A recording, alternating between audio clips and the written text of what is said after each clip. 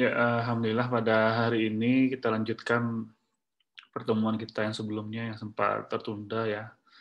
Jadi pada hari ini pertemuan terakhir sebelum kita UTS sesuai dengan jadwal. Ada beberapa yang mungkin agak tertinggal ya, atau memang mungkin ada yang masih ragu, dan saya kira kita diskusikan pada hari ini. Nah, yang kemarin saya coba share screen.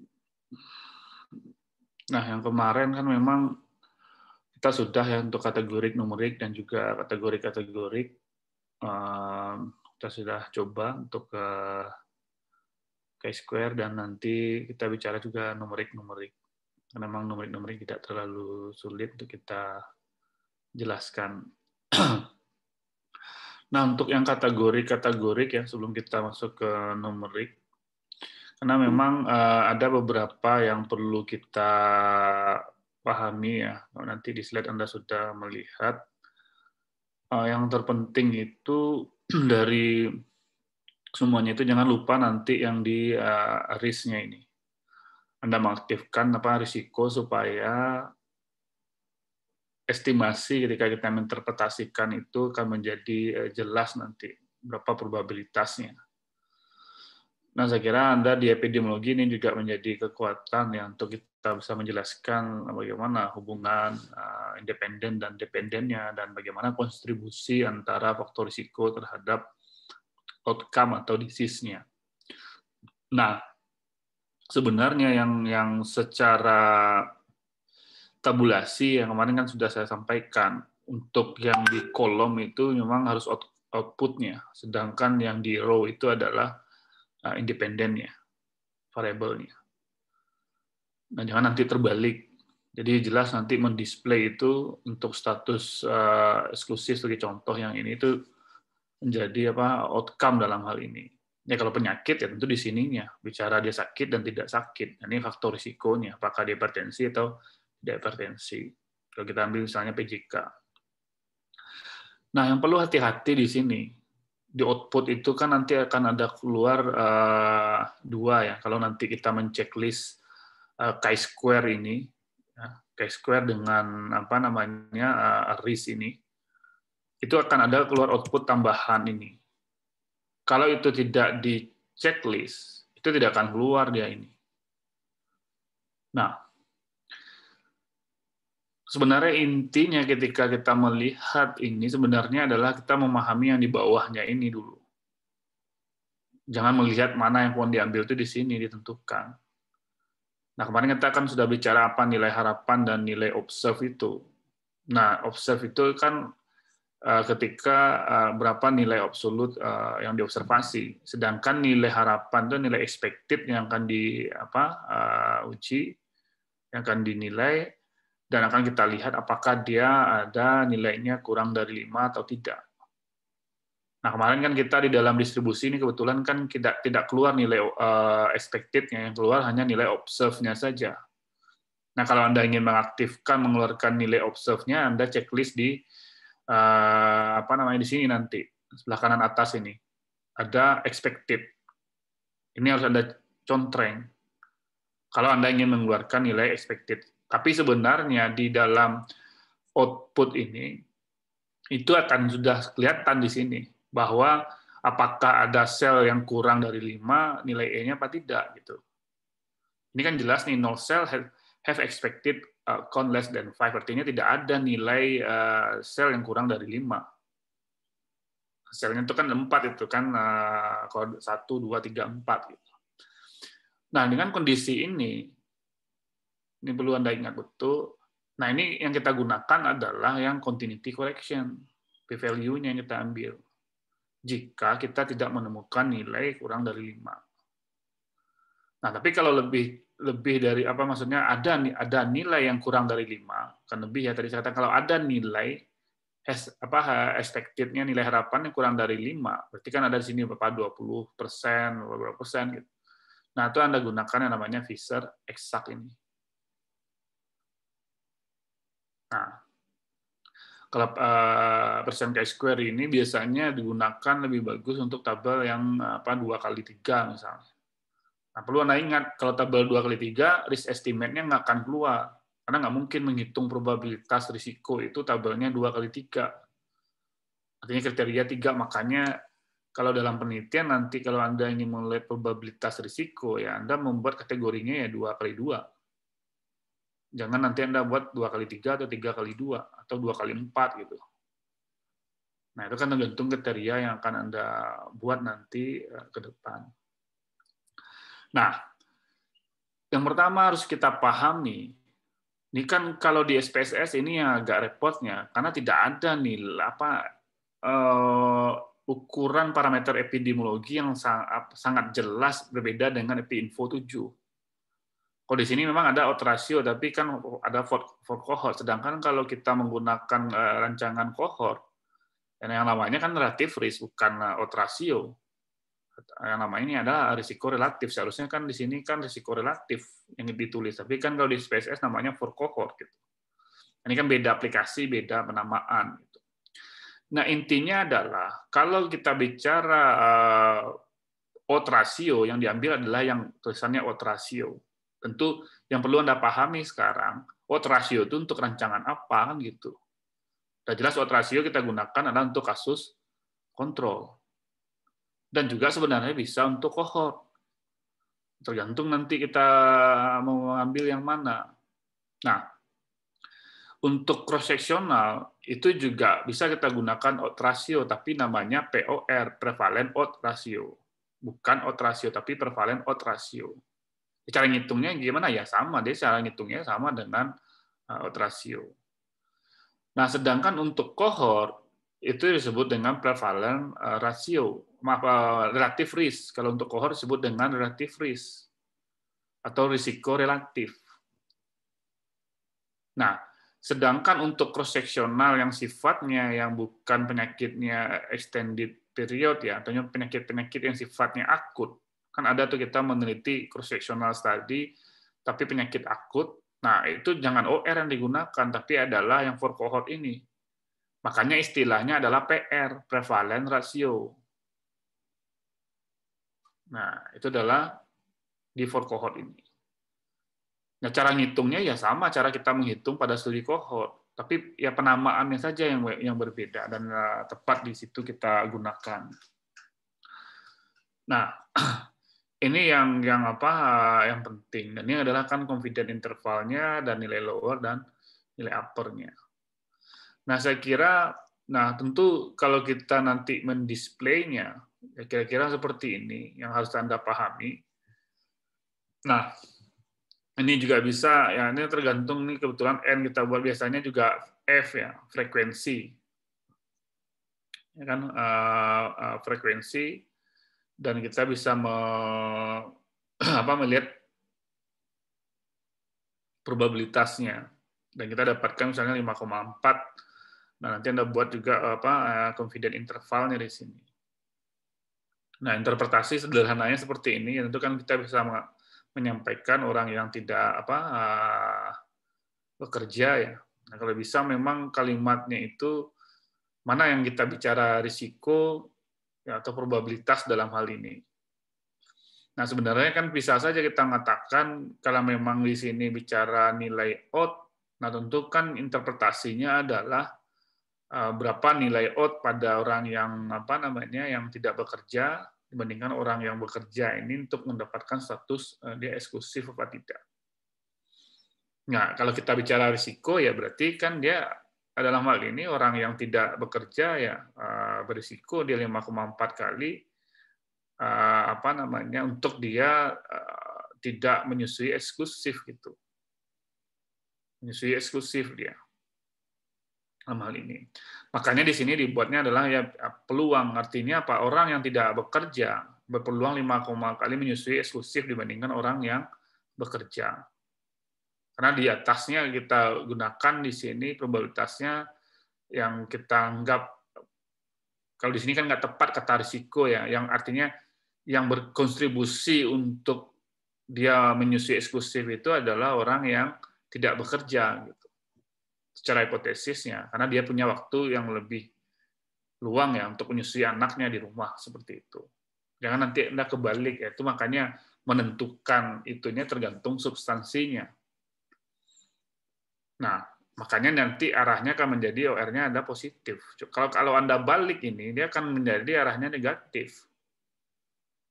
Arah negatif tentu bukan minus, tapi adalah nilai OR-nya kurang dari 0. Nah, kalau kita balik, pasti nilai OR-nya itu adalah 0,41 ini. Ini kalau arah yang terbalik, ini 0,41 ini jadi OR-nya. Nah, itu menjadi penting kita harus memahami. Nah, sama juga misalnya kita ambil nih contoh misalnya penyajian data, kalau kita bicara risiko, kita membandingkan antara pajanan udara tinggi dan rendah, dan sakit tenggorokan menjadi outcome-nya. Nah, kebetulan kita ambil studinya cross-sectional misalnya. Nah, sedangkan cross-sectional penyakitnya akut, sakit tenggorokan akan akut, bukan kronis. Makanya yang diambil adalah PR. PR ini kan cara menghitungnya sama dengan RR ketika studi kohort. Nah, cara menghitung PR ya jelas kita ya mudah ya kalau kita menilai di sini. Artinya kan nilai berapa sel A-nya ini, ya kan? A dibagi A plus B berarti A plus B di sini ya kita bisa 18 tambah 7 berarti kan 25. Jadi kan 18 dibagi 25 dibagi 8 dibagi 25. Jadi A dibagi A plus B dibagi C plus D. Gitu. Nah, artinya kita bisa katakan bahwa ya murid yang berada di pajanan tingkat yang tinggi, yang mempunyai risiko 2,25 kali mengalami sakit tenggorokan dibandingkan orang yang anak murid SD ini yang di pajanan udara yang rendah, seperti itu. Nah, jadi itu kesimpulan kita. Ini tadi saya ingatkan lagi, kalau kita temukan nilai E atau nilai harapan yang kurang dari 5 untuk tabel 2, gunakanlah Pfister Exact. Tapi kalau tidak ada, artinya 0% tadi, saya katakan di bawahnya itu, kita gunakan continuity correction. Sedangkan kalau lebih, ya kita gunakan Pearson Square untuk yang di atasnya. Nah, saya kira ini kan sudah saya sampaikan ini tadi ya, saya katakan perbedaan antara risiko dan ini sudah sering ulang-ulang, dan saya kira intinya di sini saja. Nah, ini saya katakan. Nah, kalau kita menghitung risiko relatif, ya kita gunakan yang namanya RR. Ini tadi saya katakan, RR itu atau PR sama A dibagi A plus B dibagi C plus D. Nah, itu rumusnya. Kalau untuk cross-sectional itu disebut dengan prevalence ratio. Kalau cohort disebut dengan risiko relatif atau RR dalam hal ini. Nah, ini juga ini. Ya, ini berbeda. Ini perbedaannya bagaimana menghitung odds ratio pada studi cohort. Nah, tentu kalau cohort dia akan membandingkan bukan A dibagi C, tapi adalah kalau di cohort dibandingkan adalah A dibagi B dibagi C dibagi D. Nah, kalau dibalik dia dari A dikali D, makanya silang dia A dikali D dibagi B kali C. Nah, itu logikanya di dalam matematiknya gitu. Nah, intinya apa? Kalau dia cohort, ya tentu kan dilihat dia kenapa A dibagi B, yang kan dilihat itu kan probabilitas dia sakit dan tidak sakit di kemudian harinya kalau kita cohort. Karena di awal penelitian kita tidak ada yang sakit kalau di cohort kan. Baik di yang terpajan dan tidak. Sama-sama dia tidak sakit. Makanya yang akan dilihat probabilitasnya yang dibandingkan orang sakit dengan yang tidak. Nah, berbeda kalau odds ratio pada kasus kontrol. Nah, kalau odds ratio pada kasus kontrol yang dibandingkan bukan kasus dan kontrol, karena kasus dan kontrol kita sudah declare atau kita sudah kelompokkan di awal mana yang kasus mana yang kontrol kalau kita menggunakan studi kasus kontrol. Makanya yang dibandingkan di sini adalah faktor risikonya, pajanannya. Makanya dibandingkan A dibagi C. Jadi row-nya yang dibandingkan probabilitasnya. Nah, B dibagi D. Nah, ujungnya juga sama, yang akan dikalikan juga A dikali D dibagi B kali C atau C kali B. Tapi memang cara berpikir probabilitas yang akan dibandingkan itu kan berbeda dia dari masing-masing rancangan seperti itu. Nah, Nanti Anda nggak usah repot-repot, itu kan Anda udah paham menilai itu, yang penting pemahamannya nanti. Dan tentu Anda S2 harus paham di mana angka itu keluarnya dan kenapa itu kan probabilitasnya seperti itu. Nah, ini yang untuk cross-seksional. Ini nanti tinggal Anda pastikan saja Anda itu studinya apakah akut sifatnya atau memang extended yang sifatnya faktor yang sifatnya kronis gitu. Itu saja kalau bicara penyakit. Nah, kalau nanti penelitian Anda diare, ya Anda tentu gunakan prevalent ratio kalau studi Anda cross-seksional. Nah, prevalent ratio sama cara hitungnya bagaimana? Ya sama cara menghitungnya dengan RR pada studi kohort. Nah, sedangkan prevalent odds ratio ya sama cara menghitungnya dengan odds ratio. Tapi istilahnya digunakan POR pada studi kasus kontrol. Nah, saya tidak mengulang-ulang lagi, itu kan juga di Medlit juga buat dia atau yang lain juga menjelaskan. Dulu saya juga menjelaskan ke Anda bahwa memang perbedaan kalau bicara cross-seksional berarti apa ya, pajana dan outcome-nya dinilai atau diukur pada waktu bersamaan. Nah, saya kira itu yang dari sini. Ada pertanyaan nggak dari sini? Ini hanya mengaplikasikan apa yang kita belajar di epidemiologi dan konteks di manajemen analisis datanya. Nah, kalau tidak ada, saya masuk yang terakhir, bicara regresi, korelasi regresi. Nah, korelasi regresi ini tidak terlalu sulit, karena memang ini kan syaratnya adalah yang tadi saya katakan, korelasi regresi datanya adalah numerik. Artinya apa? Sama-sama numerik, baik independennya dan dependennya. Kenapa saya sampaikan ini? Karena memang ada beberapa yang memang, ya kalau kita di epidemiologi, kalau datanya numerik itu jarang juga kita menganalisis. Tapi juga ada beberapa yang nanti akan kita analisis menggunakan numerik. Nah, kalau di SPSS itu sebenarnya mudah. Ini saya coba simulasikan dengan data yang ada dulu, kan ada data PB ya. Ini nanti coba Anda lihat aja dulu. Nanti Anda bisa coba di rumah. Karena yang data numerik yang tersedia kan ini. Nah, saya ingin menilai apakah ada korelasi antara kadar PB pertama dengan kadar PB kedua misalnya. Nah, bagaimana korelasinya misalnya? Nah, itu kan kita bisa menilai itu adalah di analyze itu ada namanya correlation. Jadi kita klik di situ ada bivariat. Nah, oke. Analyze, correlate, ada bivariat.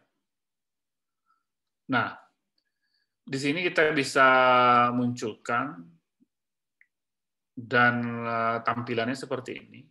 Ini karena di menu pop-up-nya berbeda, ya seperti ini. Nah, ingat untuk yang pertama Anda gunakan adalah yang standar. Tentu dipastikan bahwa datanya itu adalah distribusinya normal kedua-duanya. Kalau kita menggunakan percent correlation nantinya. Datanya harus normal dua-duanya. Ini kita anggap sajalah normal dua-duanya ini. Itu asumsinya yang pertama. Kalau enggak, ternyata nanti Anda bisa menggunakan Spearman ini. Nanti kalau non parametriknya. Nah, ini kita klik menggunakan tanda kontrol atau command di Mac, itu kita tinggal input di sini, masukin kedua-duanya. Dan ini juga nggak ada sebenarnya yang perlu diotak-atik di sini. Makanya saya katakan itu sangat sederhana sekali. Nah, ini kita klik OK. Nah, ketika kita klik OK, yang akan muncul di sini adalah output-nya seperti ini. Ya. Nah, kita dapatkan adalah nilainya signifikan di sini. Dan kita dapatkan koefisiennya adalah 0,5. Kalau hanya kita bicara korelasi. Nah, korelasi apa? kita ingin menentukan, coba ada catat nih, kalau bicara korelasi, tentu kita ingin menentukan bagaimana kuat hubungannya, dan yang kedua, arah hubungannya. Hanya dua itu jawabannya. Jadi apa? Bicara kuat hubungan, dan yang kedua, bicara arah hubungannya. Itu untuk korelasi. Nah, kalau regresi, itu bagaimana dia bisa menjelaskan hubungan itu, gitu. Itu regresi dia. Makanya kadang-kadang sepaket gitu korelasi dan regresi. Kita tahu kuat dan arahnya, dan kita harus tahu juga bagaimana dia bisa menjelaskan itu. Paham ya sampai sini? Nah, jadi nanti kita bisa lihat arah hubungannya ini dia macam apa kuat hubungan itu kita bisa klasifikasikan. Ada orang mengklasifikasikan 0,25 kan artinya seperempat ya dari 100 ya, 0,5, ada nanti 0,75. Nah, kalau 0,8, ada yang mengatakan kalau di atas 0,5 itu sudah dikatakan di atas yang sedang ya gitu. Malah yang di bawah 0,25 itu kurang gitu kan, masih lemah. Nah, kadang-kadang 0,75 udah sangat udah katakan dia hubungannya sangat kuat. Di sini kan kita lihat 0,5 dalam hal ini, sedangkan signifikannya adalah yang total ini. Nah, sekarang kita balik ke, coba kita stop screen. Nah, kalau bicara nanti regresi, dia bisa juga satu paket, kita bisa nilai.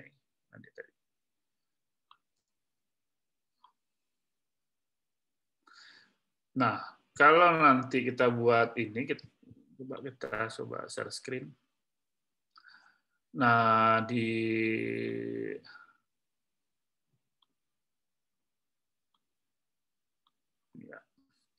itu kita klik analyze, itu bisa di regression. Di regression itu ada namanya linear. Makanya sebut dengan kalau regresi itu sebut dengan simple linear regression atau regresi linear sederhana. Oke. Nah, ini kita klik linear. Nah, ini yang coba kita stop screen karena tampilan pop-up-nya kita klik, nanti tampilannya adalah seperti ini. Nah, kan kadang-kadang kan di menunya itu kadang-kadang memang sesuai dengan keinginan kita, ada independen, ada dependen, tapi kadang-kadang kan ada bicara yang nggak jelas juga gitu, mana kalau kita mana risiko, kayak di cross tab tadi kan untuk Chi-square kita kan nggak diarahkan bicara dependen, independen, dia bicara row dan kolom misalnya, nah itu kan kadang beda-beda ini. Gitu. Nah tentu kita lihat di sini yang apa menjadi outcome-nya. Nanti kalau bicara regresi, ini kan menjadi sumbu Y-nya yang mana? Ini yang X-nya. Tentu kan kalau bicara penjelaskan kan X, bagaimana menjelaskan Y-nya kan gitu. Nah, anggaplah outcome kita dalam hal ini adalah misalnya PB2 misalnya. Dan dalam ini PB1, bagaimana PB pengukuran pertama bisa menjelaskan ke PB keduanya kan gitu. Ini kan kebetulan contoh kita yang ada kan ini. Tapi nanti misalnya X-nya anggaplah status gizi misalnya, IMT, sedangkan yang mempengaruhi nanti yang lain adalah umur, itu kan bicara independen, sedangkan IMT adalah dependen yang sebagai outcome. Yang sejauh mana umur bisa menjelaskan IMT misalnya, atau berat badan misalnya. Nah, ini seperti ini. Nah, ini metodenya enter saja. Nah, nanti yang paling perlu kita tambahkan adalah diklik di statistiknya ini. Nah, ini kita coba stop screen. Di statistik itu akan tampil seperti ini. Nah, ada estimate. Itu ada namanya model fit di sini. Ya, paling kalau Anda mau tambahkan, ya tambahkan saja kalau ada confidence interval dan deskriptifnya. Nah, Anda tambahkan di situ. Ini nggak terlalu sulit ya menurut saya, ya tinggal di ini. Dan itu bisa kita kita klik nanti setelah kita checklist dan kita klik. Kalau yang lain plotnya saya kira nggak usah. Nanti kita digambar nanti kita nanti kita bisa customize di editornya. Nah, kita klik OK dan tampilannya seperti ini. Ya. Ini yang correlation yang tadi kelihatan ya, Irfan ya. Ini korelasi nanti, dan kita dapatkan kalau di regresi sebenarnya dia udah include juga sih sebenarnya ada nilai R-nya. Ini kan tadi kan sama dengan nilai correlation yang R-nya. R ini kan tadi mengatakan apa? Kita ingin melihat bagaimana kuat hubungannya. R square artinya R kuadratnya, artinya ini akan menjelaskan sejauh mana dia bisa menjelaskan formulasinya. Oke, paham ya? Nah, nanti akan keluar di nilai signifikannya di sini. Kita bisa lihat di nilai ANOVA-nya, dan sebenarnya yang diambil itu bukan yang di sini, tapi adalah nanti ini dilihat nanti adalah yang koefisiennya yang di bawah ini. Dan kita bisa menilai apa namanya signifikannya itu adalah nanti di uji, ini kan koefisiennya. Dan ini kita juga bisa lihat apa signifikannya dalam hal ini.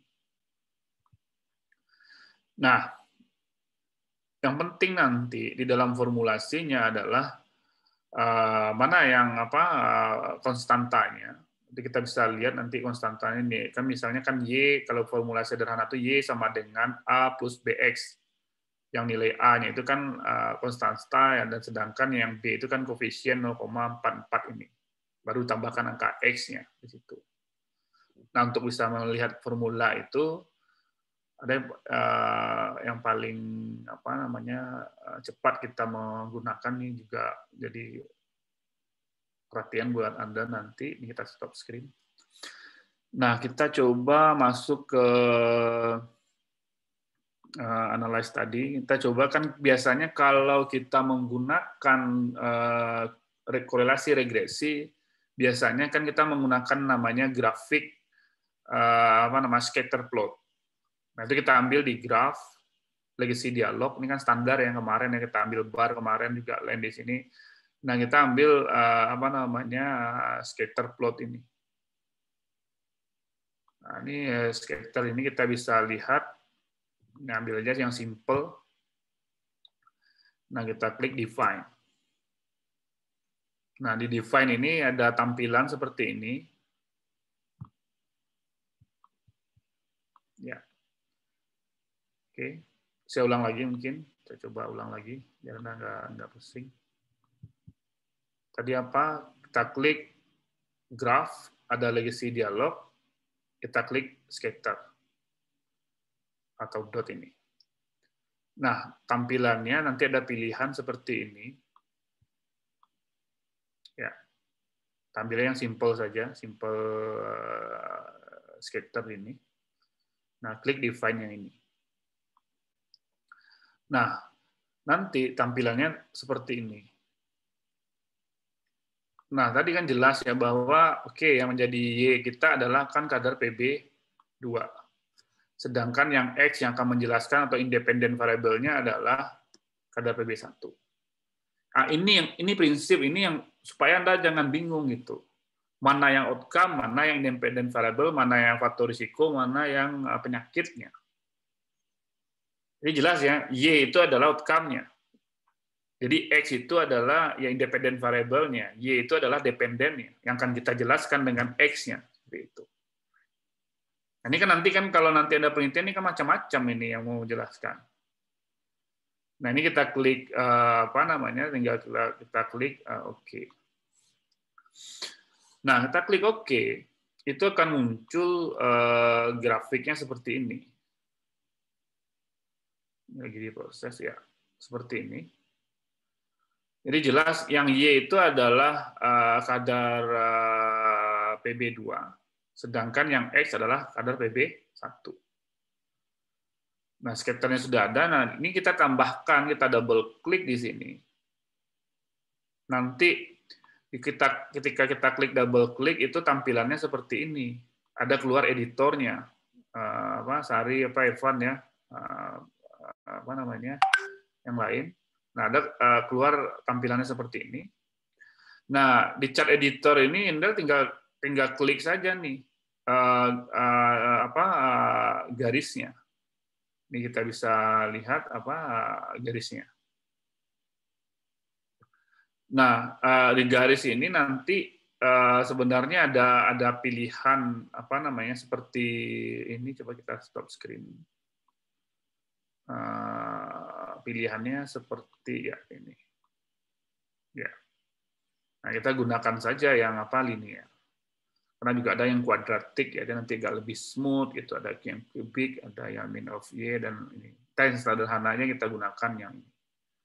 Nah, ini juga ada sebenarnya variabel lainnya, dan chart size-nya, dan ini.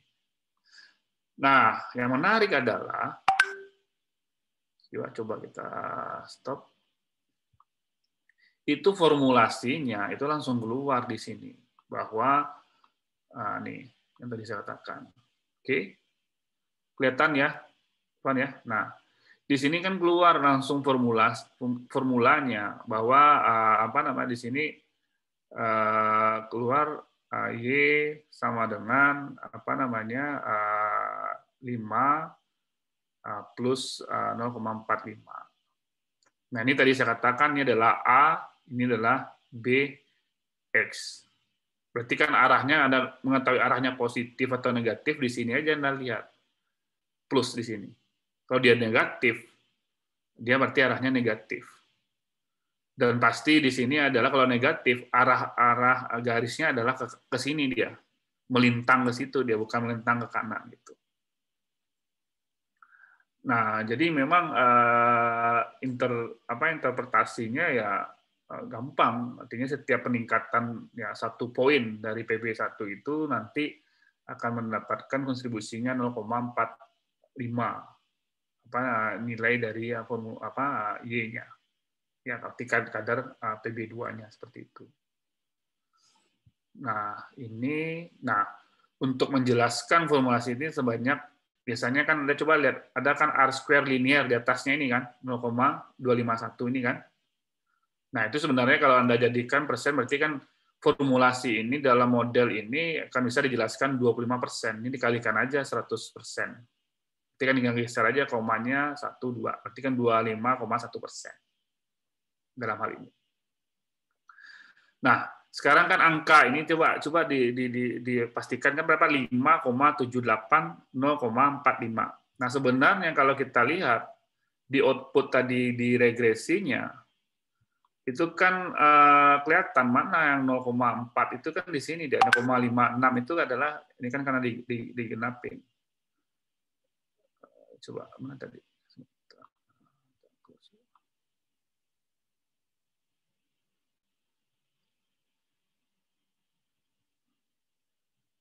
Oke, ini kelihatan ya grafiknya ya. Nah, ini kan sebenarnya 0,78. Ini di mana? Ini dia. Sebenarnya ambilnya di sini. Ini dia nih. Oke. Ini kelihatan ya? Ini dia. Kita bulatin nih. Berarti nilai kalau konstanta ini dia nih, ini yang A-nya. Jadi rumusnya kan Y sama dengan A plus BX. Berarti ini A-nya, ini B-nya. B-nya ini adalah koefisien ini konstanta, ini koefisien betanya adalah ini 0,44. Ini berarti kan digenapin menjadi 0,445. Dan tanpa dia positif kan nggak ada nilai minus di sini. Paham ya? Nah, ini contoh untuk ini. Nah, ini ada satu contoh. Ini menarik juga. Saya juga kemarin coba-coba ada yang lebih mudah lagi. Sebentar. Ada data yang sebenarnya banyak aplikasi yang Anda bisa gunakan, mana yang lebih cepat, yang lebih sebenarnya di Excel juga bisa Anda buat. Ternyata karena aplikasi-aplikasi yang sekarang ini canggih-canggih dan kayaknya nggak butuh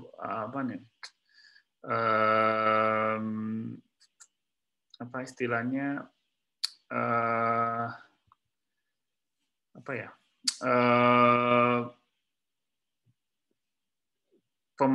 yang penting pemahaman kita di statistiknya yang paham. Sedangkan di aplikasi ya sebenarnya kalau Anda jeli juga sebenarnya Anda bisa saja nanti melakukan analisis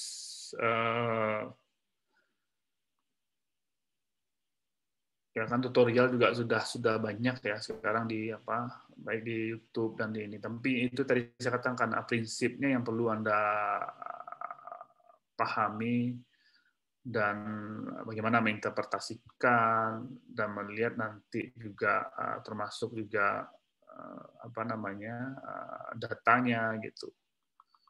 Ini yang kadang-kadang perlu di ini kan gitu.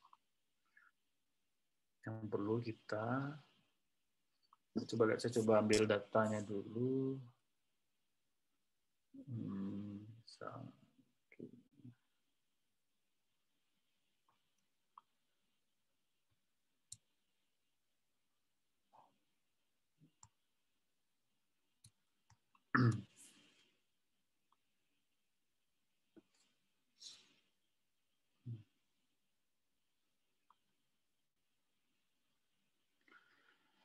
Nah, kalau yang apa namanya yang biasa kita gunakan mungkin yang agak familiar, Anda bisa gunakan apa namanya ya mungkin Excel ya salah satunya. Anda bisa gunakan Excel untuk bisa menganalisis, atau Anda juga bisa menggunakan ya aplikasi yang lain selain apa namanya tadi Pak SPSS. Coba cari datanya belum ketemu.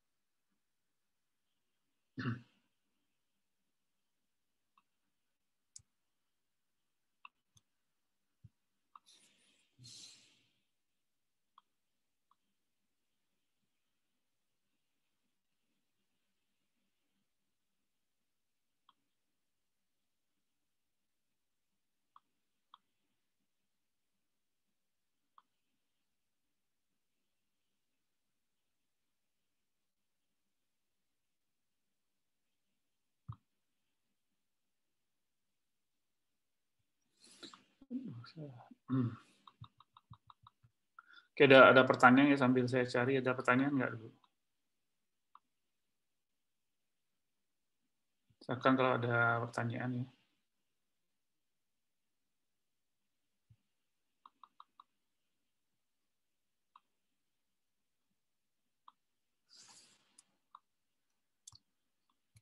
Oh, Pak, cara interpretasi draft tadi bisa diulang lagi, Pak?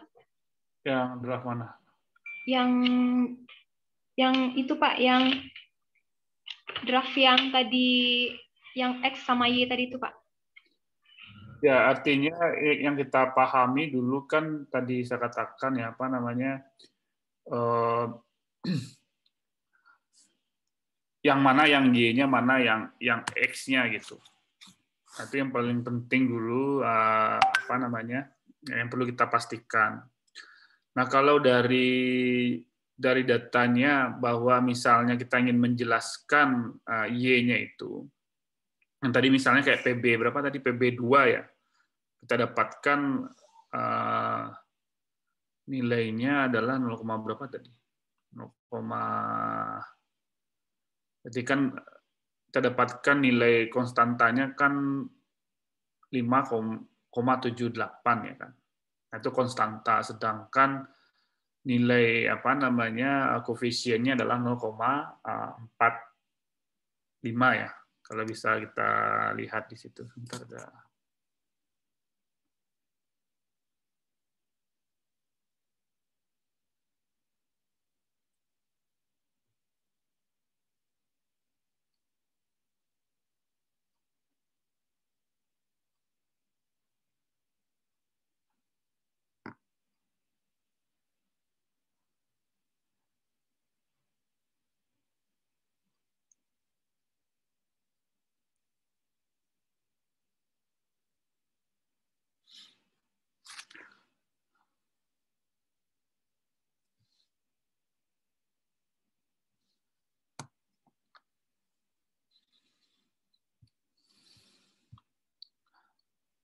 Ini saya nggak ketemu, ada contoh menarik yang bisa kita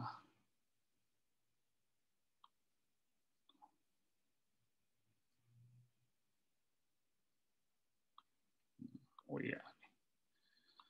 Oke. Ini saya coba apa namanya? Coba update ya, apa namanya? Ini contoh yang nggak menarik. Saya coba di Excel ini.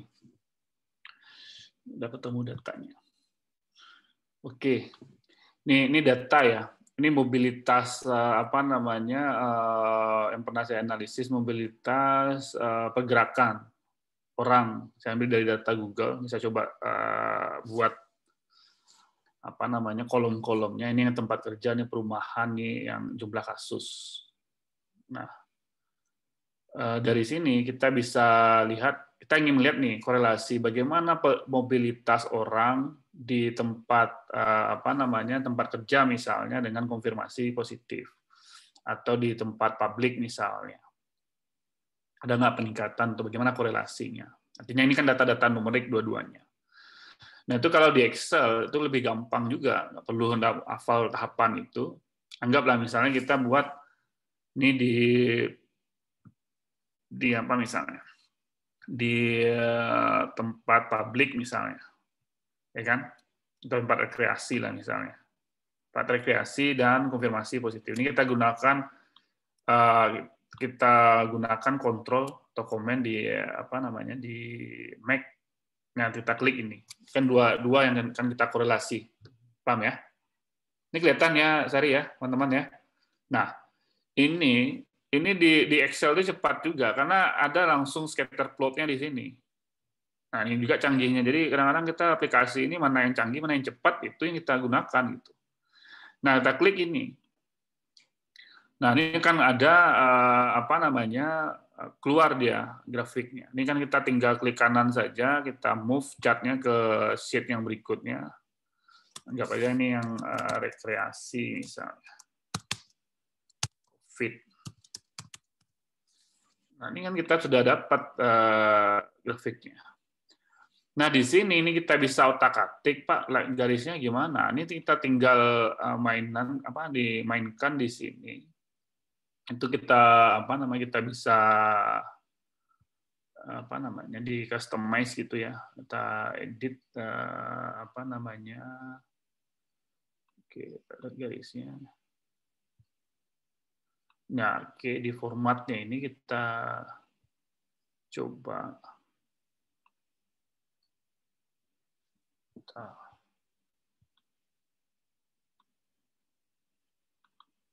ini ada yang tersembunyi. Nah, oke. Nah, ini kita keluarkan yang kita klik misalnya di axis-nya ini kan ada nanti ini tadi kan tersembunyi ini kan. Nah, kita bisa lihat nanti di menunya yang penting kita ingin mengeluarkan ini ya, axis option-nya ini nih. Nah, di sini kan nanti ada pilihannya macam-macam gitu. Nah, ada ini kelihatan nggak? Kelihatan nggak ininya? Yang tampilannya ini, yang sebelah kanannya ini. Kelihatan, Pak. Kelihatan, Pak. Nah, kelihatan di situ. Nah, di option-nya ini kita bisa tambahkan nanti tadi kan garis. Oke.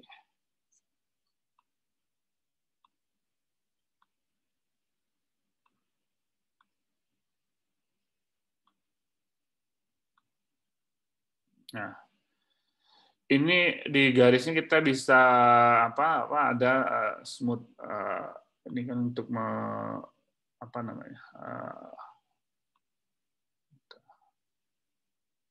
kita bisa tampilkan di format di aksisnya ya.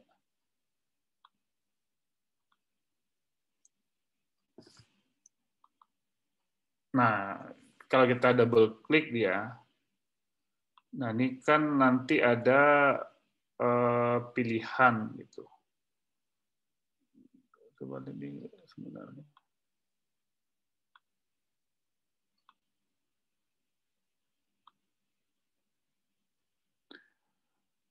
Coba data lainnya ada nggak?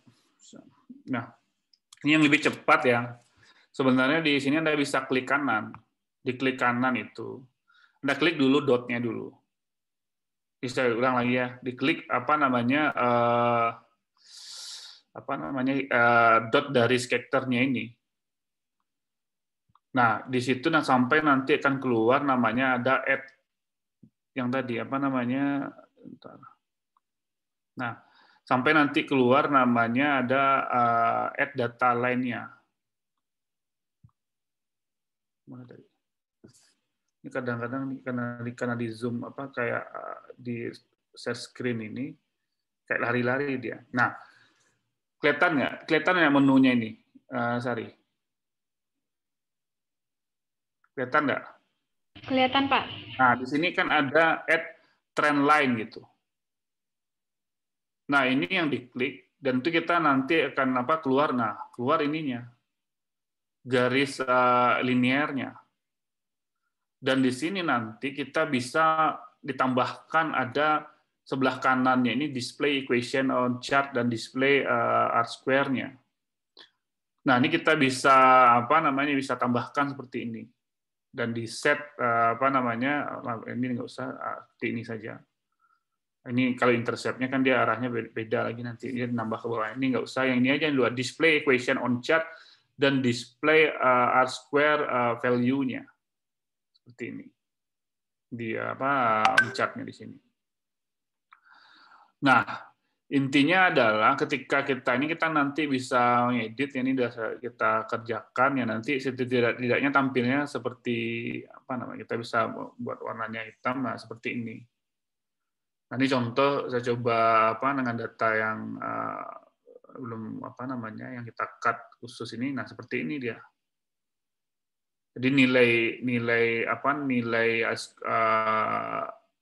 beta alfanya juga kelihatan dan ditambah nanti nilai betanya, beta X. Nah, kalau seperti ini contoh mobilitas apa namanya masyarakat yang kita lihat di apa namanya di sini. Coba Anda lihat, ya kan? Kan ada dapat Y sama dengan 111,4,43 dan ditambah 1,8X. Nah, artinya apa? Kalau kita bisa menginterpretasikan ini pertanyaan Sari tadi, interpretasinya adalah apa? Intinya gini, setiap kenaikan satu mobilitas apa namanya masyarakat yang berada di apa tempat rekreasi, nah seperti itu tempat rekreasi dan retail. Coba saya tanya dulu, yang jadi outcome-nya apa ini? Apa jadi outcome-nya? Jumlah kasus kan? Iya. Jumlah kasus COVID kan? Yang menjadi berarti kan yang menjadi outcome kita menjadi Y-nya adalah jumlah kasus. Sedangkan yang apa X-nya adalah mobilitas masyarakat ke tempat rekreasi kan gitu. Paham ya? Supaya kita samakan persepsinya dulu gitu. Ya kan? Nah, artinya apa? Yang ingin kita lihat bagaimana kontribusi pergerakan orang ke tempat rekreasi dan retail ini terhadap kejadian COVID-19 atau jumlah kasus COVID-19 di Sumatera Barat, kan gitu. Nah, dengan mendapatkan hasil seperti ini, artinya adalah, nih, coba kita lihat. Artinya adalah bahwa kontribusi masyarakat, mobilitas masyarakat, ya kan, di tempat rekreasi dan retail terjadi peningkatan 1,8 itu artinya terjadi peningkatan 1,8 kasus ya kan COVID-19 adalah sebanyak 6,117 ini kan kita kalikan nanti 100% tadi 6, berapa? Kalau 100% berarti kan 6,117 itu. Bicara kontribusinya. Kalau interpretasi dari formulasinya itu adalah memang terjadi kenaikan 1% mobilitas masyarakat itu maka terjadi peningkatan 1,8 kasus COVID dalam hal ini. Nah, kalau tadi kita coba misalnya kita stop screen kalau tadi di sini, coba kalian interpretasikan. Kalau ini yang gimana interpretasinya? Kalau yang ini. Artinya apa? Setiap satu kenaikan dari PB1 terjadi peningkatan 0,45 kadar PB2. Ya kan? Nah, itu interpretasi pertama. Interpretasi kedua adalah kontribusi. Itu bahasanya. Kontribusi PB1 setiap peningkatan 1 poin kadar PB1 terhadap peningkatan 0,4 terjadi peningkatan 0,45 kadar PB2 dijelaskan sebanyak 25%. Jadi inti R square yang di sini itu adalah seberapa persen dia menjelaskan formulasi ini. Itu dia. Tinggal nanti R square-nya dikali 100%. Nah, kalau dia kalau yang kan tadi gini, kalau yang kan seperti ini. Nah, sekarang saya kasih tantangannya, mana yang di rumah. Saya coba yang di perumahan. Nah, di perumahan seperti ini hasilnya. Ini kalau diuji, gimana mau interpretasikan? Ini kelihatan ya. Nah, arahnya adalah negatif ini. Kenapa negatif? Dan jelas di sini adalah minus 6,9. Coba kira-kira gimana interpretasinya? Coba saya apa?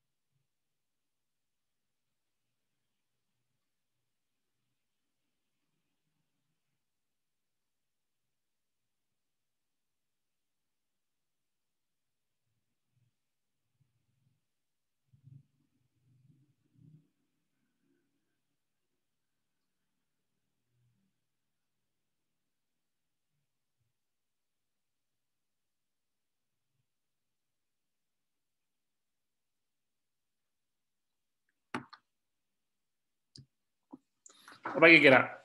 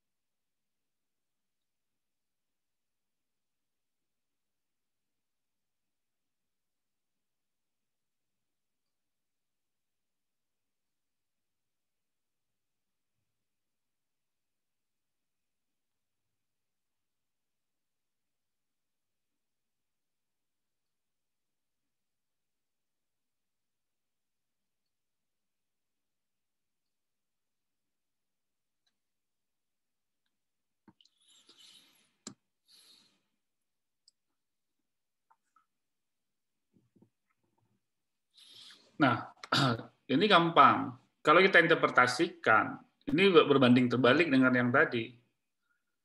Nah, seharusnya kalau ini artinya apa? Nah ini dia sama ya, setiap peningkatan. Jadi apa? Setiap peningkatan mobilitas masyarakat ke rumah atau ke perumahan. Nah, di sini kuncinya berbeda. Terjadi penurunan 6,9 kasus COVID-19. Nah, tapi di awalnya tetap terjadi peningkatan karena orang kan bergerak ke rumah kan gitu. Tapi di sininya minus. Jadi outcome-nya akan terjadi apa? Penurunan jumlah kasus sebanyak 6,9. Nah, kontribusi peningkatan mobilitas orang banyak berada di rumah dan terjadinya penurunan kasus sebanyak 6 atau dikatakan 7 kasus, itu dapat dijelaskan sebanyak berapa? 8,22%. Saya regresi.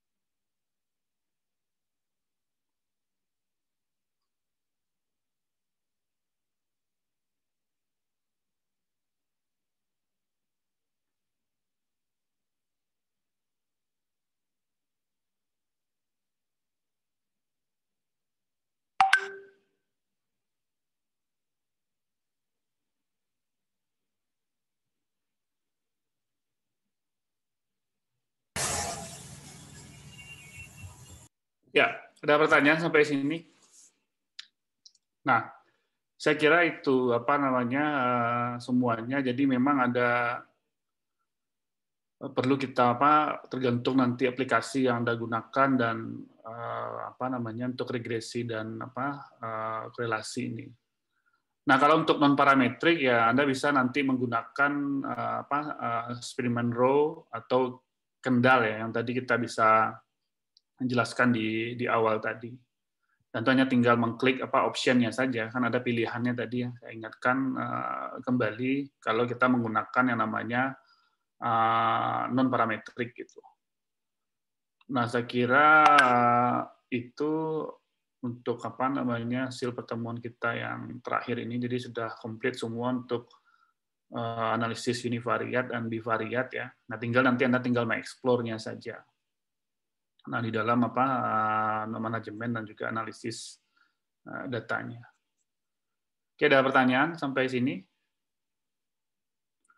Nah, kalau cukup, kalau tidak ada, saya kira nanti ujiannya juga materinya sampai di sini. Nah, sekiranya Anda bisa nanti membuat latihan dan mencoba data-data yang ada, dan sekiranya nanti digunakan data yang sudah kita kirimkan itu, dan nanti paling variabel-variabelnya saja yang akan kita rubah dalam analisisnya. Oke, nah. Maaf Pak. Ya. Terkait soal yang kemarin, berarti kan yang nomor satunya missing kan Pak? Yang mananya? Soal yang nomor 1 Pak. Coba di share screen nanti coba.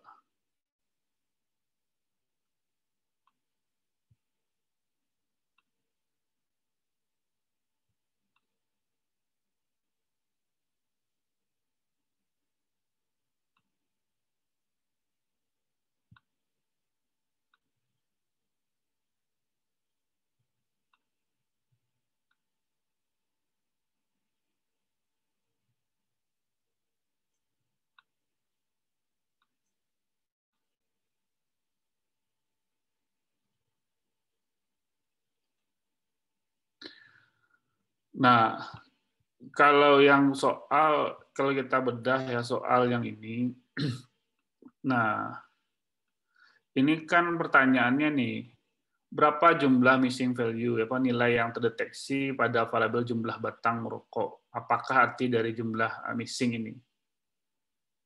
Apa kira-kira?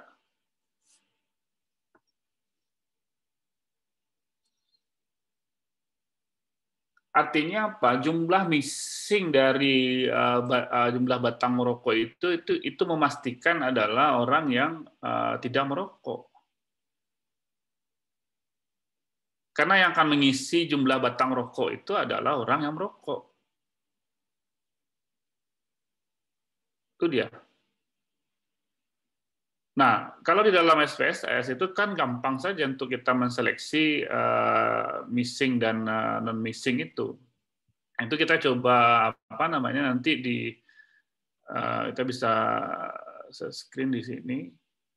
Nah, itu kita bisa ngambil di coba nanti di select data itu di mana di data. Nah, di data itu ada select cases di situ. Nah, di sini ini kita bisa memastikan data itu akan diambil yang mana. Nah, kita bisa apakah semua itu gitu kan diseleksi di sini, dan itu juga bisa kita kondisikan di sini. Ini juga pakai if-nya, ini nggak terlalu formula ya dengan bicara jumlahnya di sini. Nah, sebenarnya missing data itu kan misalnya dipastikan, ini coba contoh data yang sebelumnya, kita bisa ambil.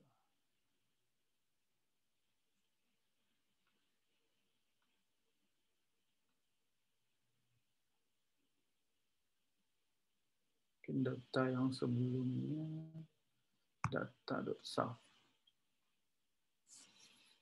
Saya buka. Ya.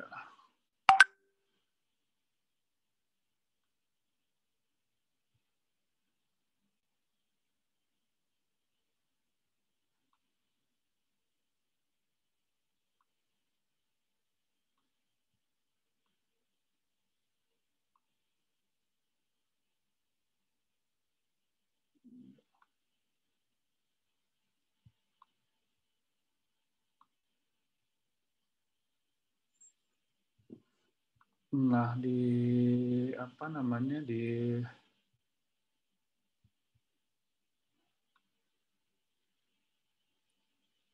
Nah, kita bisa pertama itu kan kita bisa memastikan dulu analisis univariatnya dulu adalah jumlah batang jumlah batang rokoknya gitu. Kita bisa buat memastikan ya secara deskriptif, atau kita bisa dieksplor juga bisa ya. Tapi tidak pakai ada faktor listnya, tapi di jumlah batang. Mau berapa itu jumlah batang? 18 ya. Nah, kalau di 18 kita coba explore, kan di deskriptifnya kan bisa kita lihat ya. Itu di frekuensi, kelihatan nggak di situ? Ya. Saya coba stop screen. Nah, itu di outputnya. Setidak-tidaknya kalau kita ambil itu, dia akan kelihatan di sini nih. Nah, yang missing itu adalah 66. Sebentar. Ya,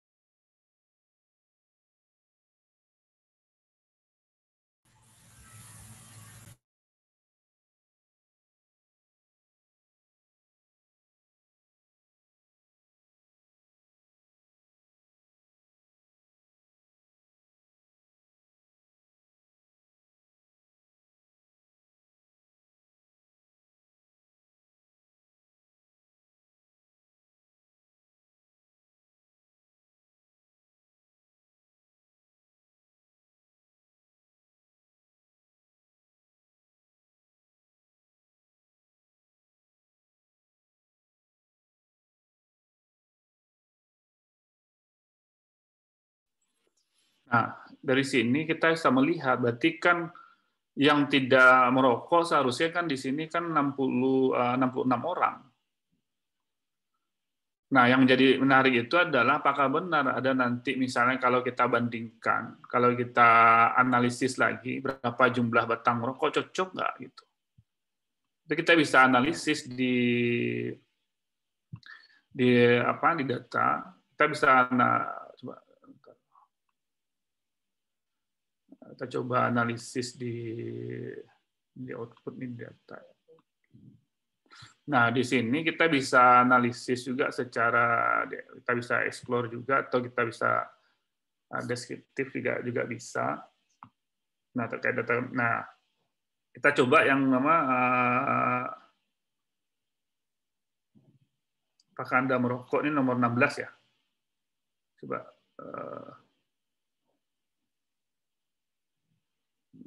mana yang rokok mana? Dia 16. 16, Pak.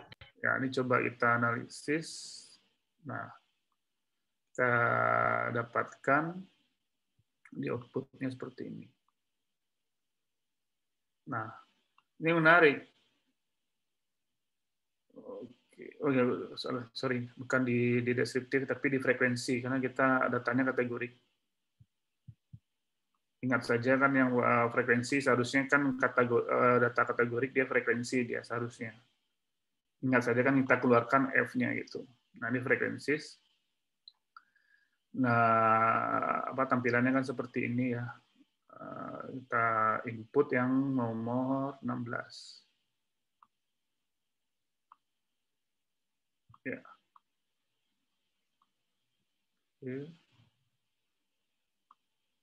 Nah, di sini nanti kita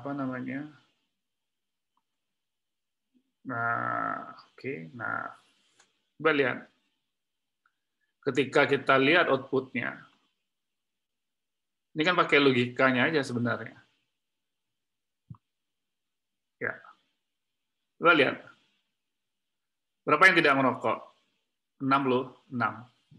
Berarti kan cocok kan dengan yang missing tadi. Yang apa? Yang di awal tadi yang ini.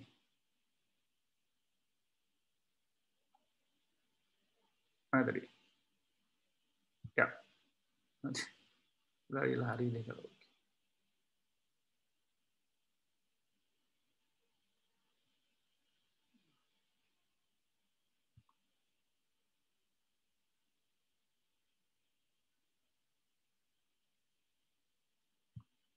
Ya.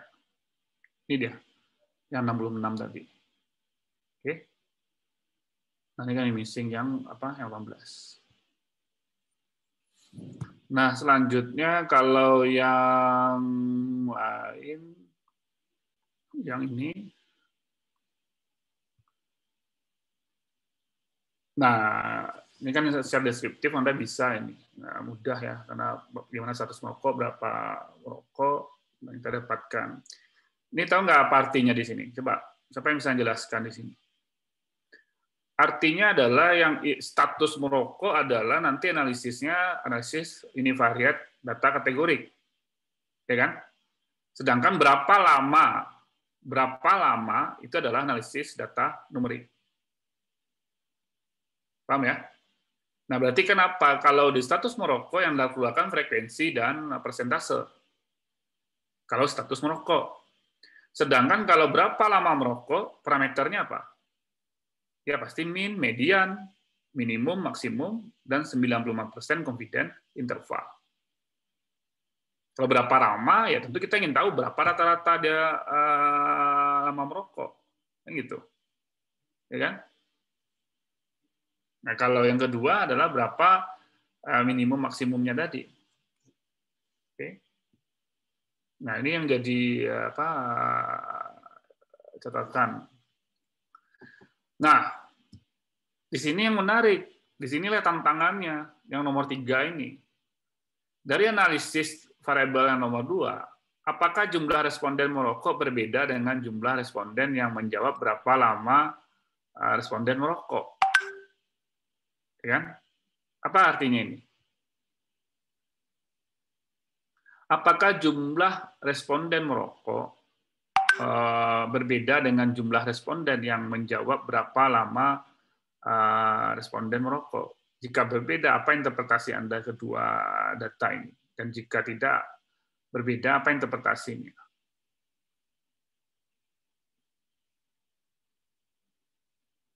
Nah, yang perlu kita lihat dulu adalah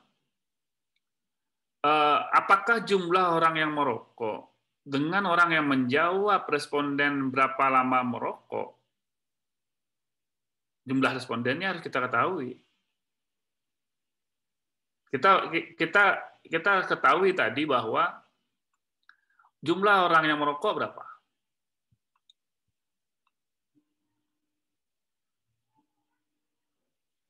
Jumlah orang yang merokok adalah jelas 44 orang. Orang yang menjawab berapa lama merokok, seharusnya jumlahnya 44 orang dong. Ya enggak? Nah, kita cek saja. Yang perlu kita cek, kita sudah tahu jumlah berapa orang yang merokok. Artinya kita sudah tahu berapa jumlah perokok dalam hal ini. Nah, kalau berapa lama merokok itu kan pertanyaan nomor 17. Sedangkan batang adalah 18 jumlah batang. Ya kan? Nah, kita analisis saja, kita bisa langsung frekuensi karena kita bukan melihat rata-rata, kita ingin melihat berapa jumlah responden orang yang melakukan yang menilai berapa lama orang merokok kan gitu. Nah, kita lihat frekuensi, kita masukkan kita bandingkan dengan yang nomor 16, kita masukkan ke nomor 17 di sini.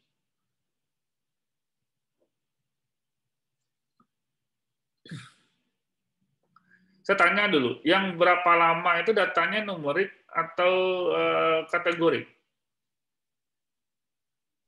Numerik, Pak. Nah. Oke, kita coba. Nah, kita lihat nih. Apa yang bisa Anda interpretasikan di sini? Orang yang merokok adalah 44 orang. Ini yang tadi, yang nomor 16 kita distribusikan. Ya enggak? Sedangkan berapa lama kita lihat, ternyata apa total respondennya berapa? 44 orang. Berarti kan cocok. Berarti yang missing adalah 66 orang. Yang missing berarti apa? Orang yang tidak merokok. Nah, tapi kalau ini yang Anda distribusikan, ini nggak bisa. Karena hanya di sini kita hanya melihat berapa jumlah yang mengisi responden yang berapa lama merokok. Tapi kita belum mendapatkan berapa rata-rata dia lama merokok. Kalau ingin mendapatkan rata-rata, tentu kita bicara datanya adalah kita melakukan kita bisa menggunakan explore. Ini yang kita keluarkan dan kita masukkan variabel ke sini. Nah, yang perlu kita hati-hati adalah sebelum itu kita perlu memastikan variabel ini adalah scale. Coba lihat nomor 17 ini. Nah, kita pastikan ini adalah scale. Ini kan kebetulan nominal, ini kan otomatis juga dibuat. Ini seharusnya 17 ini dia scale dia. Kita rubah ke scale dulu ininya. Nah, ini baru kita nanti analisis di datanya ini. Nah, ya seharusnya kita analisis di sini dan kita lakukan explore. Explore kita masukkan di sini nomor 17. Ya, tadi kan sudah scale ya, ini belum berubah mungkin. Nah, coba klik OK aja dulu ya. Apa yang terjadi? Nah, di sini baru kita dapat di parameternya. Berarti kan rata-ratanya 5,9. Ya, kalau satuannya hari berarti berapa lama? Apakah tahun satuannya ya? Berarti kan 5,9 tahun. Kalau dia tahun satuannya. Nah, ini intervalnya nih median rata-ratanya mediannya 4. Nah, ini yang harus kita display. Nah, kalau data numerik tentu displaynya sesuai dengan yang kita sampaikan sebelumnya adalah displaynya kan seperti ini. Yang di awal kemarin itu. Coba lihat di start screen-nya. Anda hati-hati ya mendisplay data, jangan sampai salah untuk data numerik. Ini harus Anda ingat, jangan nanti campur aduk nanti. Sini. Oke. Yang numerik yang di bawah ya artinya parameternya wajib ini min, median, standar deviasi, minimum, maksimum. Ini yang data numerik seperti data kategorik yang di atasnya.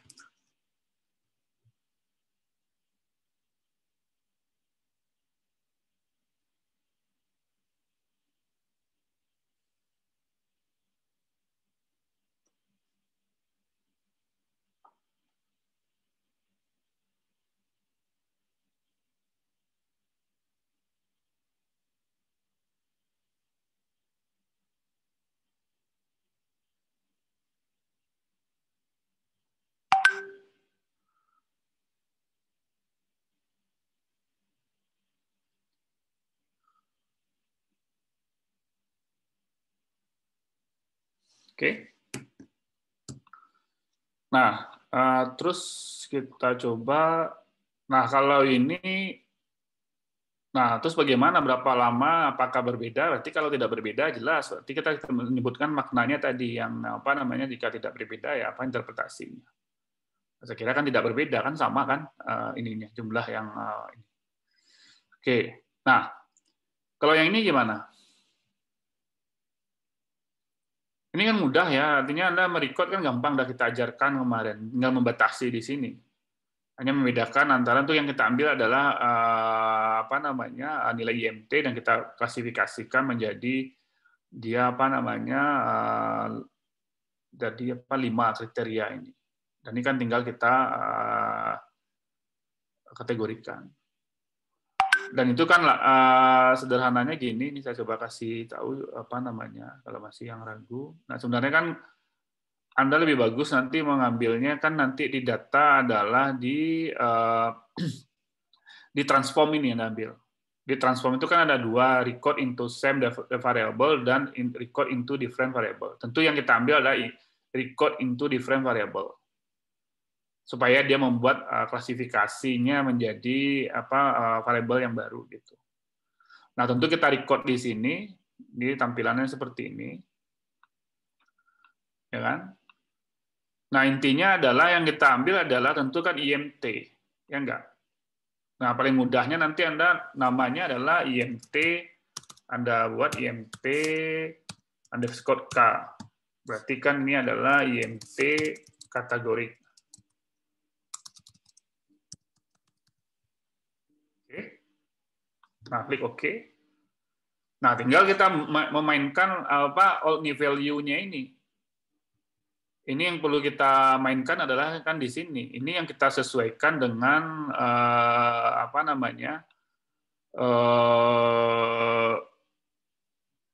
kriteria yang kita buat tadi yang di IMT. Nah, yang pertama adalah coba kita lihat. Yang pertama tadi mana? Nah, di soalnya. Kurang dari 17. Itu gimana tuh? Kurang dari 17.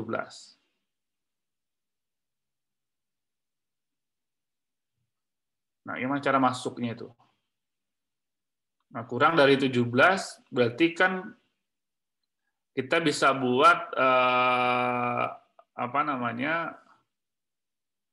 dia yang sama bagaimana kan gitu menjadi pertanyaannya. Nah, karena memang range-nya itu bisa ya lebih kalau ini kita buat. Kalau kurang dari 17, nah berarti kan kita buat di sini. Kurang dari 17 berarti sini. Yang rank lowest truth gitu. Ini artinya kita buat aja input angkanya adalah 17. Codingnya adalah 1, karena ini yang paling pertama. Oke. Artinya yang kurang dari 17, kita coding 1, IMT. Nah, yang kedua apa? Yang kedua adalah range-nya 17 sampai 18,5. Nah, kalau seperti ini, itu tinggal kita buat di range di sini. Ini kita buat 17, berarti masuk angka masuk 17 di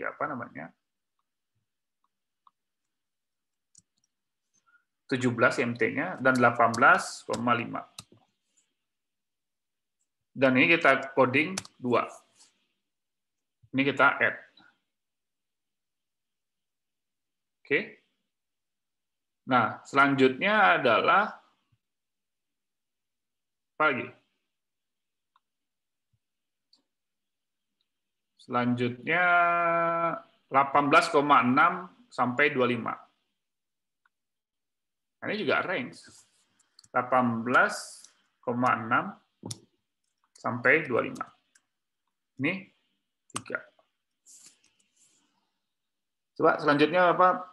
Biar nggak sebolak-balik. 25,1, Pak. 25,1 sampai 27, Pak. 27. Kita coding 4. Dan yang terakhir apa? Dari 27, Pak. Lebih dari 27. Lebih dari 7. Berarti kita ambil range-nya value throw highest. Berarti 27. Jadi 27-nya masuknya ke 4. Sedangkan yang lebih dari 27 masuknya ke 5. Oke, add sini. Nah, ini kita klik OK, continue. Nah, selanjutnya di sini kan kita lihat di pertama kita lihat kita klik OK. Ya, oke, sebentar. Ini kita klik OK dulu di menu ininya. Kalau sudah OK, kita klik OK. Ya. Nah, kita pastikan di data labelnya. Udah terinput apa belum? Oke. Nah, yang pertama adalah stop di sini. Ini sudah masuk. Dan ini baru kita buat kategori di labelnya ini. IMT kategori. 1, apa kategorinya? Coba sebutkan. Gizi kurang, Pak. Ya, oke.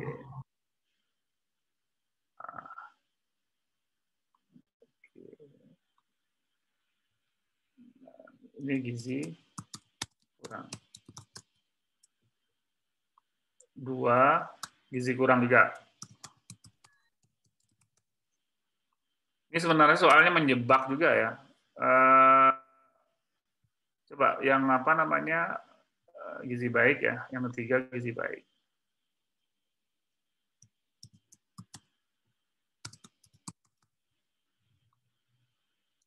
Yang keempat apa? Gizi lebih, Pak.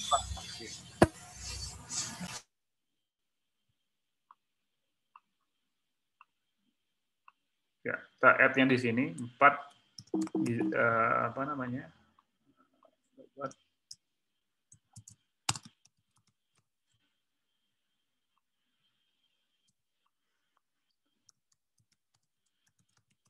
Nah, ini sebenarnya kalau ini klik OK kalau udah selesai. Nah, ini kan kita satu lagi yang kita perlu cek di sini adalah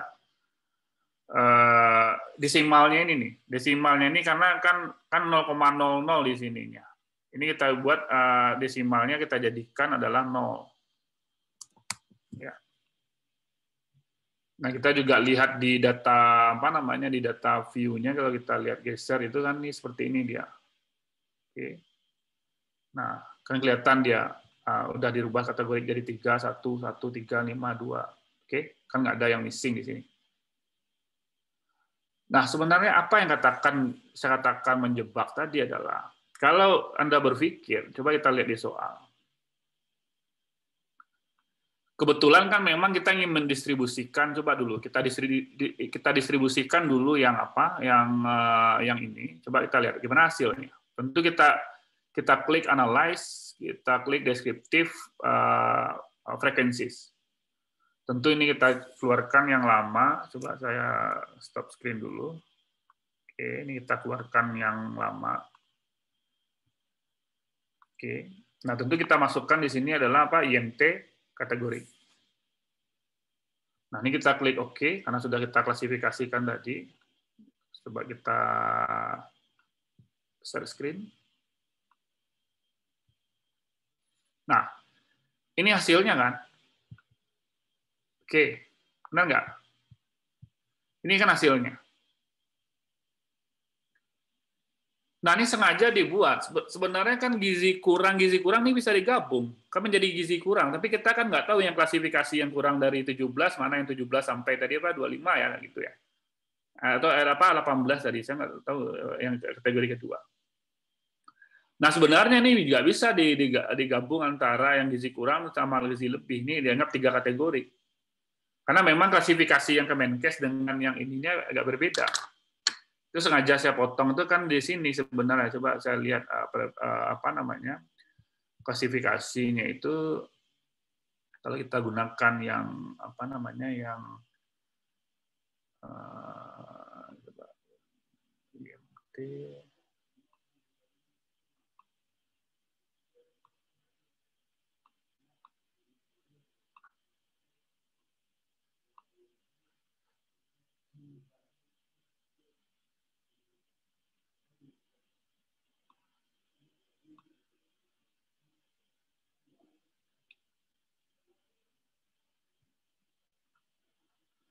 Nah, sebenarnya kan gini.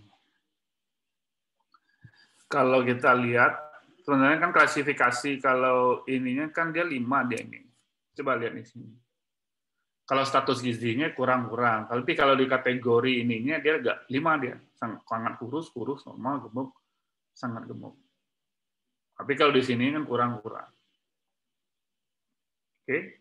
Nah, kalau kita membuat 2, sebenarnya kan ini kan 3 kategori kan sebenarnya. Nah, terus bagaimana kalau kita membuat 3 kategori di sini? Kalau jadi kurang, baik, dan lebih. Gimana dia? Nah, itu kan tinggal kita mengklasifikasikan yang IMT kategorik tadi. Artinya kita coba transform lagi, kita buat yang record into different variable.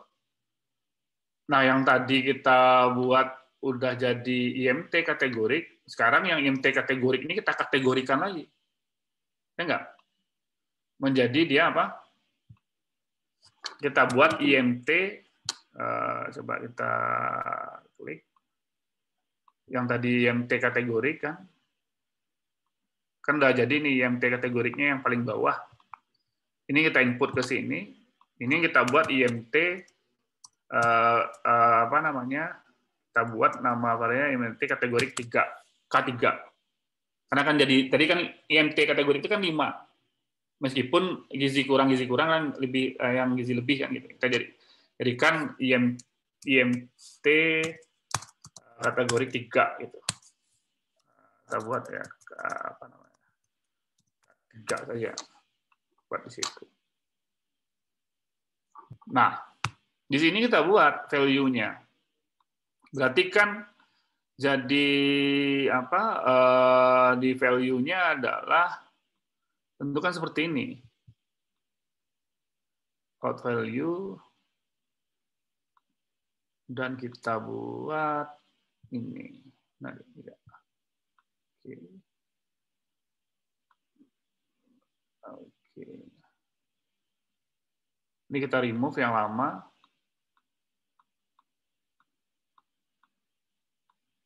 Apa kategorinya? Ini mudah sekali ini. Gampang kan? 1 dan 2 menjadi 1. Terus apa lagi? 3 menjadi 2.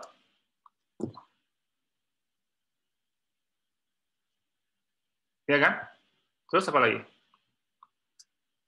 4 sampai 5 menjadi 3. 4 sampai 5 menjadi 3. Paham nggak logikanya? 1 sampai 2 berarti kan gizi kurang. Coding 1, coding 2 gizi kurang menjadi 1. Jadi gizi kurang.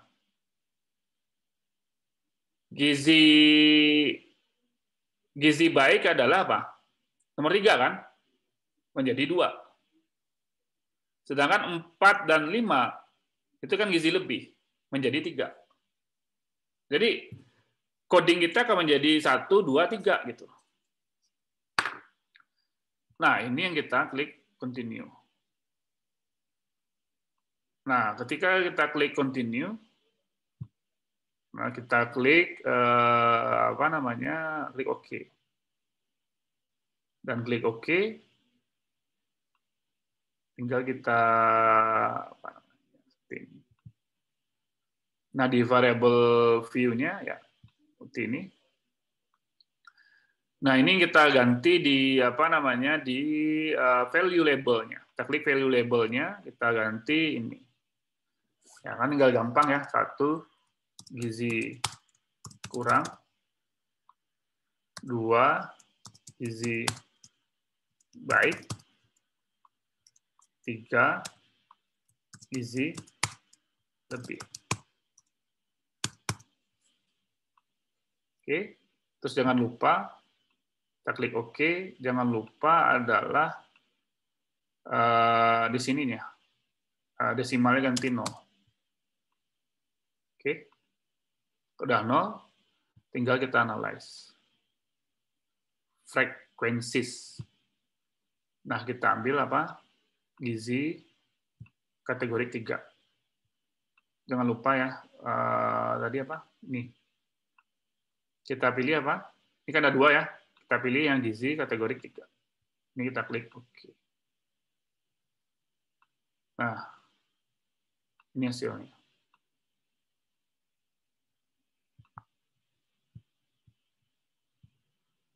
Oke, coba Gampang kan microchecknya?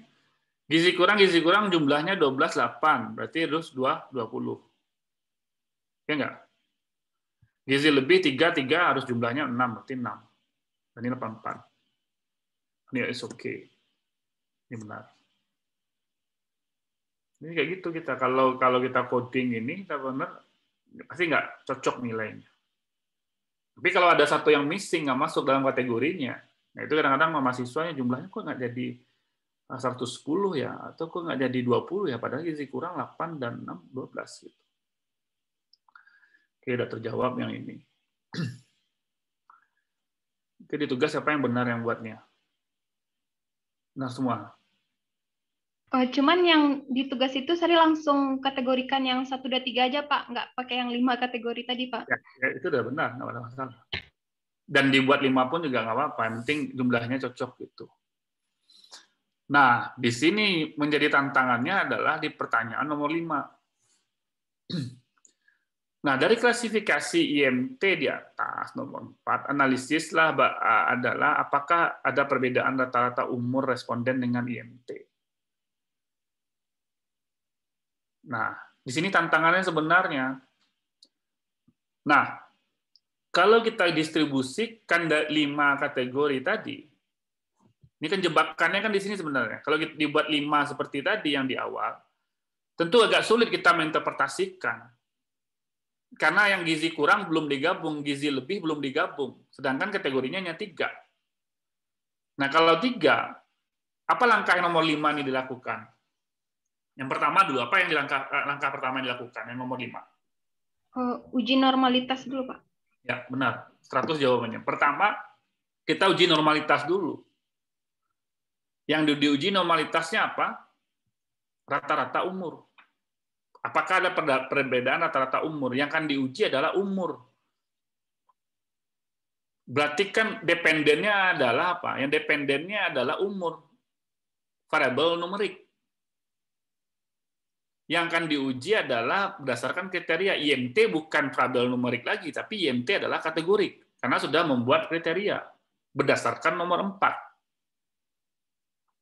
Nah, kita memastikan apakah dia parametrik apa non-parametrik. Kan itu sebenarnya. Nah, tentu kalau kita paham kategorinya adalah 3, apa ujinya kira-kira? Kruskal-Wallis, Pak. Ya, belum tentu. Ujinya adalah apakah uji one way ANOVA atau Kruskal-Wallis. Karena kita belum tahu nih, yang umur distribusinya normal apa tidak. Tidak normal keduanya, Pak. Nah, itu yang perlu. Kan kita belum tahu. Artinya saya tanyakan, dengan kondisi ini, ujinya apa ANOVA atau Kruskal-Wallis sebenarnya. Opsinya 2 itu. Nggak mungkin uji independent sample test, nggak mungkin uji t-test atau uji Wilcoxon dan yang Mann-Whitney. Itu nggak mungkin, karena apa? Kriterianya 3, bukan 2. Nah, kita lakukan yang pertama adalah uji normalitas dari umur. Nah, kan gampang kalau kita lihat umur, ya kita tinggal explore saja, juga bisa langsung kita masukkan umur di sini.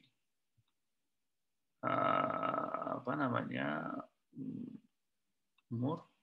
Nomor 6, Pak. Ya, nomor 6, dan pastikan di statistiknya, di plotnya itu adalah dependent together, dan pastikan uji normalitas tes. Oke. Nah, ini kita klik oke.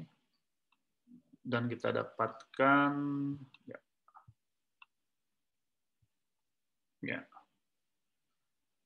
Nah, uji normalitasnya ya kebetulan dia signifikan, ya berarti kan p-value-nya stop mana tadi?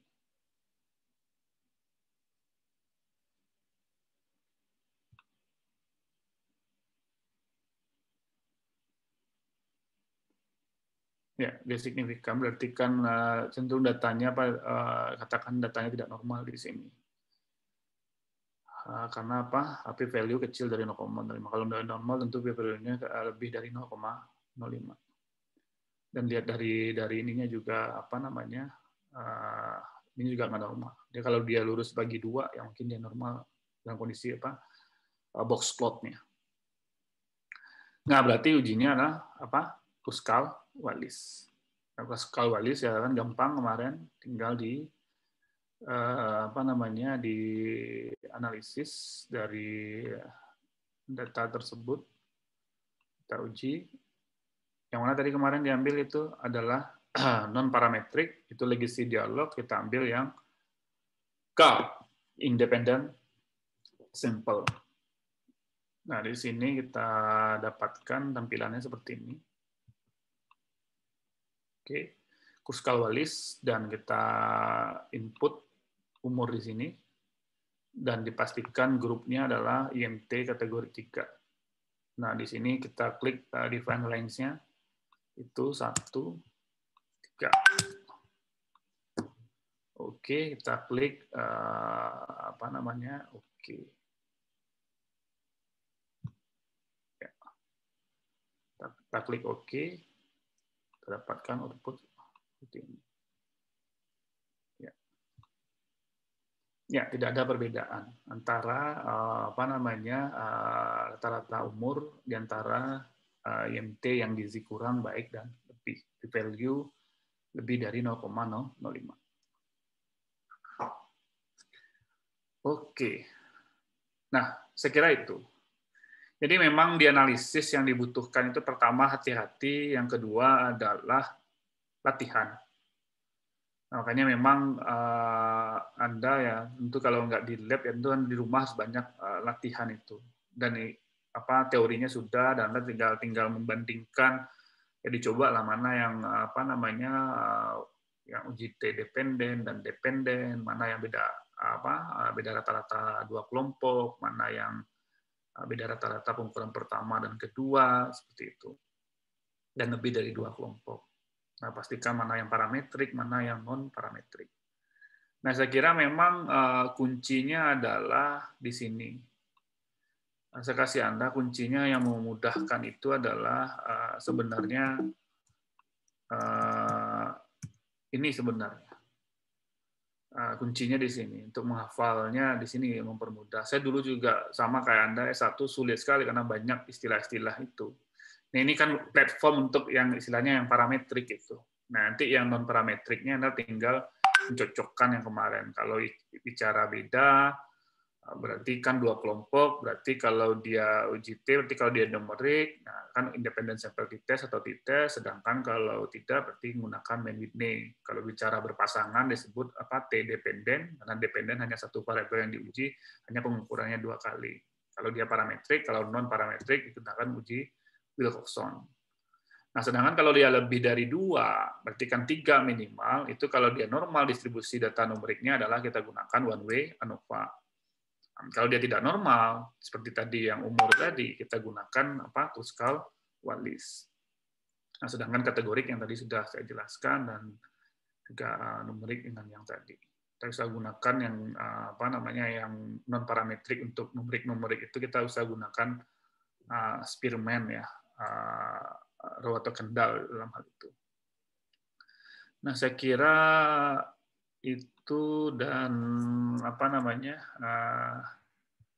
cukup ya untuk bekal kita untuk sementara. Nah, nanti saya coba diskusikan dengan Bu Ade. Mungkin nanti Bu Ade bisa menambahkan yang lain juga. Nah, nanti kalau nanti ada waktu setelah yang UTS ya kita bisa masuk ke multivariat. Ini kan lebih ini lagi, dan ditambah satu lagi yang belum saya sampaikan ke Anda, nanti uji case control yang berpasangan ya. Kemarin udah ya di Epid Analytic udah belum masuk, belum ya, yang case control yang berpasangan. Nanti itu agak berbeda juga analisisnya, kita pakai uji McNamara. Nah, saya kira saya ada satu session untuk menjelaskan itu, nanti saya minta waktu dengan Bu Ade. Nah, setelah UTS ini. Nah, saya kira itu karena ini berkaitan dengan yang lain ya, mata kuliah ini ya, tentu Anda tidak hanya analisisnya saja, tapi pemahaman epidemiologi dan juga statistiknya harus memang kuat gitu. Karena memang di sini tidak bicara teori-teori lagi, karena sudah implementasi dari aplikasinya dalam hal ini. Nah, saya kira itu. Ujiannya kapan? Minggu ini apa minggu depan? Yang untuk MAD ini? Di jadwal minggu ini, Pak. Nah, nanti teknisnya nanti apa namanya kita sampaikan soalnya. Nanti Anda bisa mengerjakan, bisa buka buku ya sama, tapi waktunya akan dibatasi untuk submitnya nanti. Tapi tanggal 12 itu tanggal merah juga, Pak. Jumat ya. Nah, saya kira diundur aja lah kalau nanti tanggal merah, undur aja nanti ininya. Nanti kita diskusikan lah nanti pasnya kapan. Tapi karena memang ya saya nggak tahu juga kalau agak lambat nanti masuknya. Tapi nggak apa-apa ya. Saya kira nanti saya sampaikan ke Bu Ade karena memang nanti saya tanyakan juga ke Pak Mas. Karena libur berarti kan untuk yang hari Jumat ya kadang-kadang dibilang kadang tergantung dosennya gitu. Tapi kalau saya kira libur lebih bagus Anda libur gitu biar bisa fokus juga. Nanti baru kita cari jadwal mana-mana Anda siap untuk ujian. Nah, gara-gara liburan nanti nggak fokus juga. Saya kira itu apa namanya mudah-mudahan bermanfaat dan ini juga bahannya nanti kita upload juga ke YouTube ya biar Anda bisa mengulang kembali atau yang lupa mudah-mudahan bisa segera di-upload nanti ke depan. Jika ada pertanyaan yang lain nanti bisa di WA saja langsung ya ke saya dan nanti coba kita mantapkan nanti setelah UTS. Ini kan prinsipnya kan sudah nanti kan banyak aplikasi-aplikasi yang lain. Saya berharap Anda seorang epidemiolog itu nggak satu aja aplikasi yang bisa. Anda juga jago Excel, harus jago SPSS, Stata. Kalau bisa jangan yang berbayar gitu. Saya belum juga mengajarkan Anda R ya kan. Nanti kita ambil sessionnya. Apalagi kalau nanti Anda di dinas kesehatan atau itu lebih banyak juga menggunakan Excel yang lebih cepat misalnya. Tapi memang ada data-data tertentu dia bisa lebih cepat. Contoh kita tadi yang kita lihat. Gitu. Tapi ada misalnya kayak lebih analitik kita menganalisis di SPSS tidak terakomodir. Apalagi kita bicara tabulasi tadi tidak bisa digunakan di Excel gitu. Kita menggunakan yang happy info yang bisa lebih cepat lagi. Oke, saya kira itu. Makasih atas perhatiannya. Saya sudahi saja dan nanti konfirmasi aja nanti Jupri, Pak Irfan ya untuk ujiannya itu apa hari ya tergantung Anda. Kalau Anda siap juga liburan, kalau soalnya ready aja saya kasih. Tapi Andanya siap apa enggak gitu. Takutnya ada pergi liburan dan segala macam, saya juga nggak bisa pastikan. Tapi itu tergantung Anda semua. Nah, kalau Anda ready untuk ujian dari Jumat itu ya nanti saya kasih pas waktu jadwalnya itu nanti kan saya kasih soalnya dan tentu Anda juga menyerahkan jawabannya juga sesuai dengan jadwal nanti. Oke. Baik, Pak. Nah, dia bisa saja nanti ujiannya melalui Google Form. Anda mengentry jawabannya di situ dan mengupload ya screenshot-nya gitu. Ada yang belum tahu cara apa namanya men-screenshot, belum ada yang tahu? Print screen ya kalau di Windows kan print screen. Nah, dia bisa saja nanti lebih cepat nanti di Google Form itu Anda upload apa namanya screenshot jawabannya atau outputnya, Anda bisa interpretasikan. Tapi nanti saya coba mana yang lebih mudah gitu. Kadang-kadang gini kalau nanti dibuat di Word akan repot juga. Tapi kalau di situ kan tinggal Anda analisis. Nah, tapi kan ada juga tabel-tabel yang harus sesuai dengan apa kaidah-kaidahnya kan beda ya output dengan cara mendisplay di tesis itu kan beda. Contoh ya kita membuat analisis yang deskriptif, yang numerik gitu. Modelnya kan dia kayak ke bawah gitu kan, mean, median, confidence interval. Nah, sedangkan kalau di output kan di display di tesis nanti kita tulis itu kan dia horizontal gitu. Pasti Anda input lagi datanya. Oke. Nah, saya kira itu dan ingat bahwa ini kombinasi antara sebelum UTS ini kan bicara epidata dan juga analisis univariat dan bivariat. Epidatanya jangan sampai lupa juga Anda nanti mungkin ada beberapa yang kita lakukan praktek. Tapi jangan takut, tentu kan nilai sebagian kan tidak hanya dari UTS ya, tapi dari tugas yang Anda kirim. Dan makanya saya bilang ke Anda yang belum rapi, kemarin saya suruh ulang lagi untuk mengirimkan dan itu sudah saya terima dan sudah didokumentasikan. Mudah-mudahan Anda bisa dapat. Ya, harapannya untuk manajemen ini kan harus A ya, bukan berharap A, tapi harus A nilainya, karena ini juga kompetensi yang harus Anda punya. Oke, cukup ya. Siapa nih? Dina Ilhamianti ya, juga bisa mengikuti ya secara baik. Mudah-mudahan nanti kalau pandemi ini berakhir bisa kita ketemu dan kita bisa diskusikan nanti, apalagi nanti juga di penulisan tesis ya. Oke, itu saja saya akhiri. Assalamualaikum warahmatullahi wabarakatuh. Ya. Nanti saya share ya ininya ke Jupri nanti linknya.